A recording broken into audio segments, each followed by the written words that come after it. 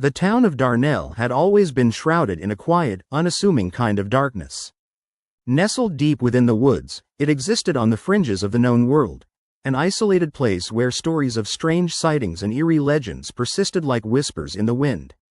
The locals, mostly older folks, would chase away curious outsiders with tales of mysterious creatures lurking beyond the trees, warning that some secrets are better left undisturbed. In the autumn of her 16th year, Lily Morgan arrived in Darnell, eager for adventure. Her fascination with cryptids, mythical creatures rumored to dwell in remote corners of the world, had led her to spend months researching accounts of strange beings like the Jersey Devil, the Mothman, and the Wendigo. But nothing had prepared her for the stories she'd hear from Darnell's residents, who watched her suspiciously and warned her never to venture too deep into the woods after dark. It was on her third evening that Lily decided to ignore the warnings. Armed with her flashlight and a worn notebook, she ventured beyond the edge of the village, into the tangled shadows where the trees grew thick and the air felt heavy with secrets. The sun dipped below the horizon, painting the sky in shades of crimson and purple, while the forest around her grew ominously silent.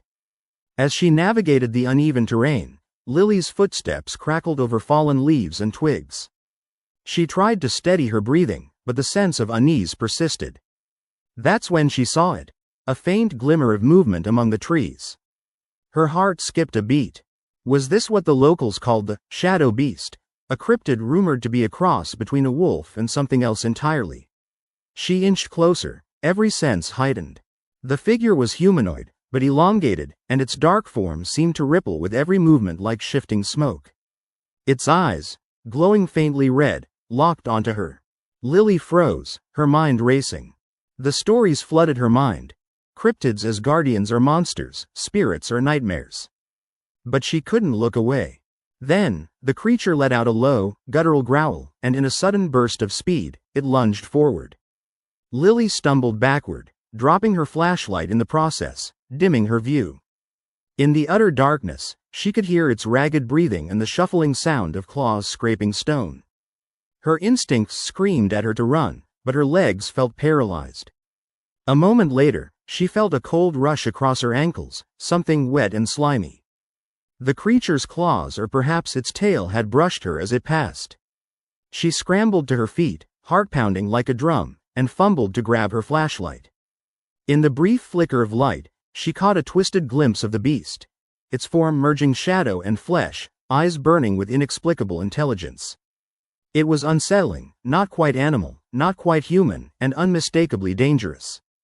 She sprinted back toward the village, stumbling over roots and rocks, the creature's furious growls echoing behind her. When she finally burst into the safety of her cabin, she slammed the door and backed away, heart hammering in her chest. She flicked on her flashlight and looked around the room, trying to shake off the terror. The next morning, Lily's mind refused to settle. By then, she had told herself the creature was just her imagination, a product of overactive fear and too many stories about cryptids. But as she packed her bag to leave Darnell, she found her notebook open on the table, a page tilted open to a sketch she hadn't drawn herself, an exact replica of the creature she saw, with jagged lines and glowing eyes. That evening, as she drove away, she looked in her rearview mirror. The woods stretched endlessly behind her, shadows in the fading light. And amid the dark trees, she saw it, standing still, watching. A pair of glowing eyes, faintly red, boring into her from the darkness, reminding her that some secrets refuse to stay hidden, and some creatures never truly sleep.